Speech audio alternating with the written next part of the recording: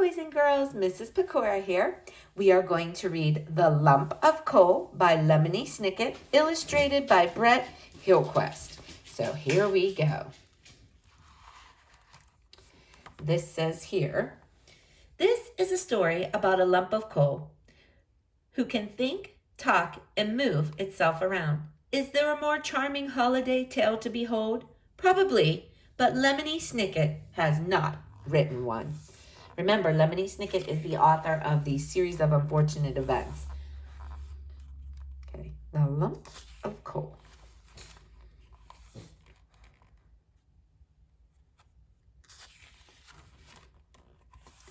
The holiday season is a time for storytelling, and whether you are hearing the story of a candelabra staying lit for more than a week, or a baby born in a barn without proper medical supervision, these stories often feature miracles.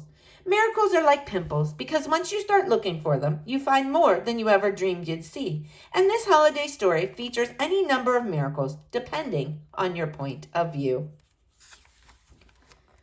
The story begins with the lump of coal, who for the sake of argument could think, talk, and move itself around. Like many people who dress in black, the lump of coal was interested in becoming an artist.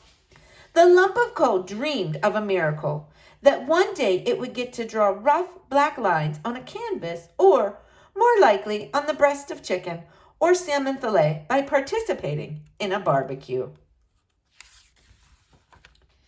Barbecues, sadly, are for summer, and this is a holiday story, and so it takes place in the dead of winter, when the air is gray and wet.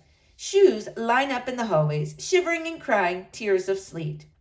It is difficult to find a barbecue in the winter, although it is easy to find small animals scurrying through backyards and tipping things over, such as an abandoned snow-covered lawn chairs, frozen bird baths, and forgotten bags of charcoal. And this is how the small, flammable hero of our story found itself tumbling out into the world. "This isn't the miracle I was hoping for," said the lump of coal, "but perhaps if I roll around a bit, I can find something interesting." The lump of coal rolled out of the backyard, taking care to avoid the inevitable puddles of winter, and soon found himself in the center of town. You would think that the center of town would be bustling during the holiday season, but most shoppers were bustling around at the mall several miles away, so there was plenty of room on the sidewalk for the lump of coal. It window shopped for a while, and then to its delight, the lump of coal found itself outside an art gallery. In the window were several paintings that looked like someone had taken a dark, crumbly substance and smeared it all over a piece of paper. "I can't believe it!" cried the lump of coal. "Here is an art gallery that displays art by lumps of coal. It is a miracle!" When the lump of coal rolled inside, however, it discovered that the art gallery was not a miracle after all. "We do not represent artists such as yourself," said the gallery owner after the lump of coal had introduced itself. The gallery owner had a long, oily mustache and a strange accent that the lump of coal suspected was fake. "We have a wide selection of works by human beings that suit us just fine. Please go away and don't leave smudges on my artistic floor." Disappointed, the lump of coal rolled outside. "That wasn't the artistic opportunity I was hoping for," it said to itself. "But if I roll around a bit more, perhaps I can find something interesting." The lump of coal rolled farther down the block and stopped in front of a building where powerful smells were wafting, a phrase which here means coming from nearby, even though the door was closed. A sign on the building informed passerby that the building was named Mr. Wong's Korean Barbecue, Palace, and Secretarial School, which made the lump of coal gasp in delight, because I forgot to tell you that for the sake of argument, the lump of coal could read. "It's a miracle!" cried the lump of coal, and certainly there was every reason to believe this was so. A Korean restaurant is an excellent opportunity to enjoy an indoor barbecue. In fact, many such establishments have small barbecue pits installed in the tables, so you can do the barbecuing yourself. I have spent many pleasant evenings in Korean restaurants, taking shelter from the winter cold, warming myself by the barbecue pit at my table, and enjoying the smell of toasted rice tea, eggplant salad, and pickled cabbage served alongside the roasted meats and vegetables. I'm sorry, boys and girls, that was sticky. When the lump of coal rolled inside, however, it discovered that Mr. Wong's Korean barbecue palace and secretarial school was not a miracle after all. The air was filled with the smell of oregano, which is not a Korean spice, and the owner was wearing a pair of very ugly earrings and a rude scowl on her face. I don't need any coal, she said. I get all my coal from a Korean restaurant supply factory. Everything in this restaurant has to be 100% Korean. But Wong isn't even a Korean name, the lump of coal said, and judging by the smell, I don't think you're using the proper Korean spices.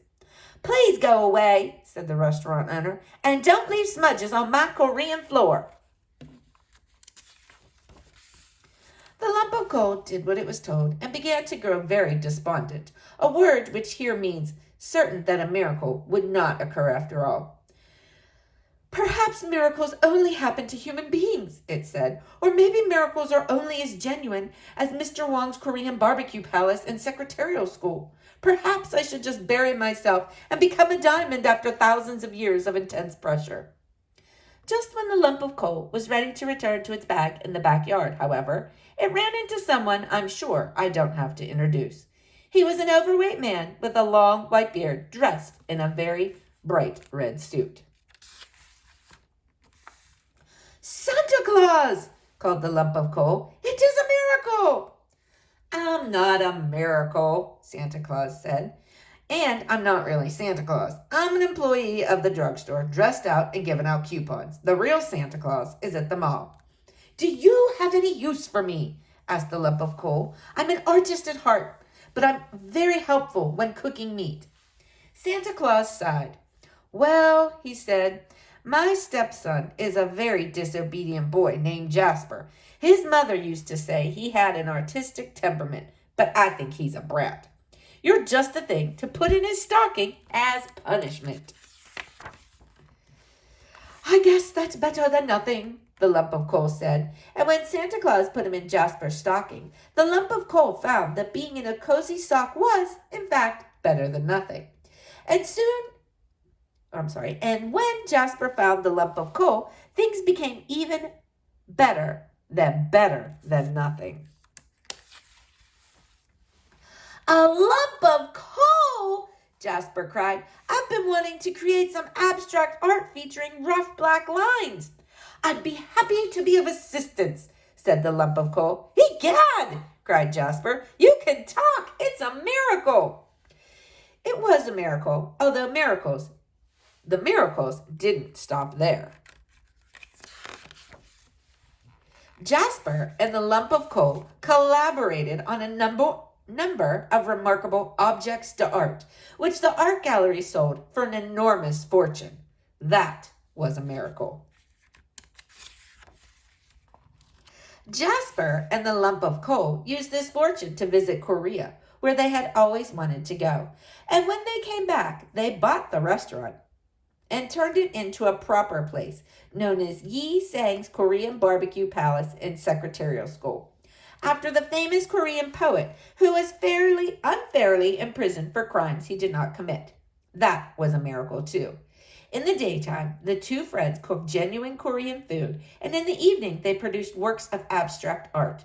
And they never saw Santa Claus again, although they heard he had been fired from the drugstore for making fun of someone who was buying a certain ointment.